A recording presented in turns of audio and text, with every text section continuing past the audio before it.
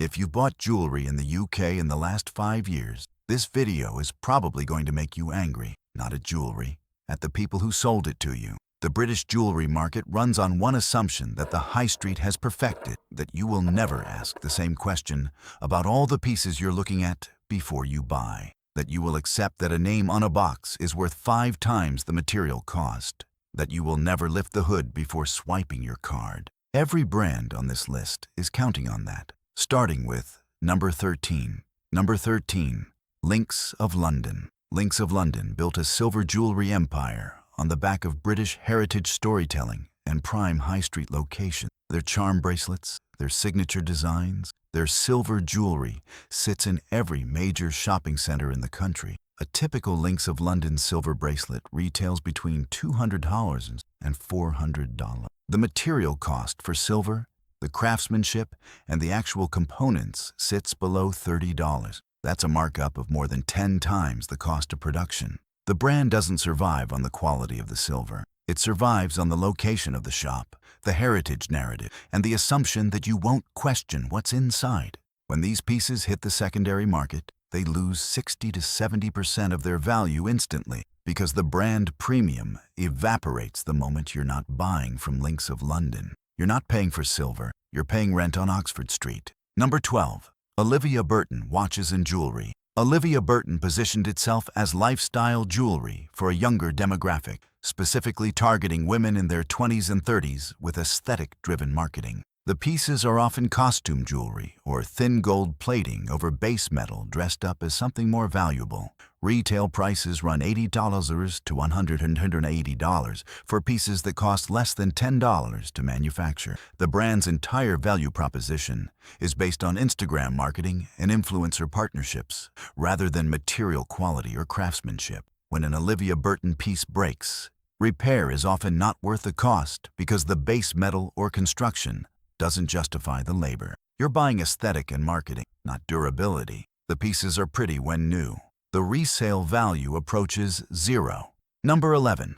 Monica Vinader. Monica Vinader is a British jewelry designer who has built a brand on the concept of luxury minimalism. Simple chains, delicate bracelets, pieces that look deliberately understated. Prices range from $150 to $2,500 depending on the material. Here's the problem. Much of the Monica Vinader collection uses vermeil, which is gold plating over sterling silver, not solid gold. A $400 vermeil bracelet from Monica Vinader contains less than $15 worth of material. The brand survives on the name, the aesthetic, and the positioning as contemporary fine jewelry. A piece from Monica Vinader hits the secondary market at half price because collectors who understand the materials know what they're actually buying. You're paying for the designer name, not for durability or material quality. Number 10.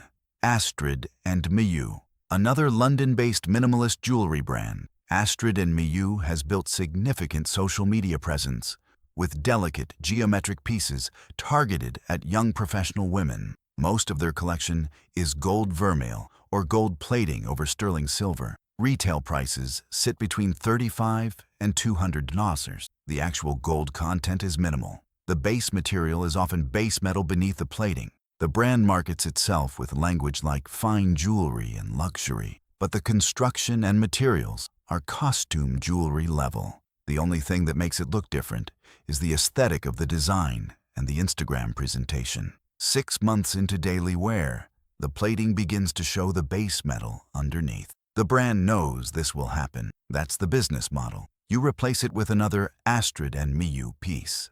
Number 9. Missoma. Missoma grew rapidly on TikTok and Instagram with influencer marketing and celebrity gifting. The brand produces both solid gold and vermeil pieces, but the marketing environment blurs the distinction between the two.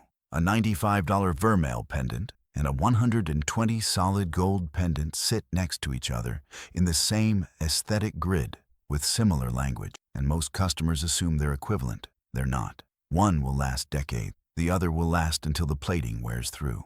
Missoma prices the premium for brand visibility, not for material quality. The brand captures significant markup on pieces that don't justify the price through durability or craftsmanship alone. Before we continue, if this is already making you look at jewelry you own differently, subscribe now.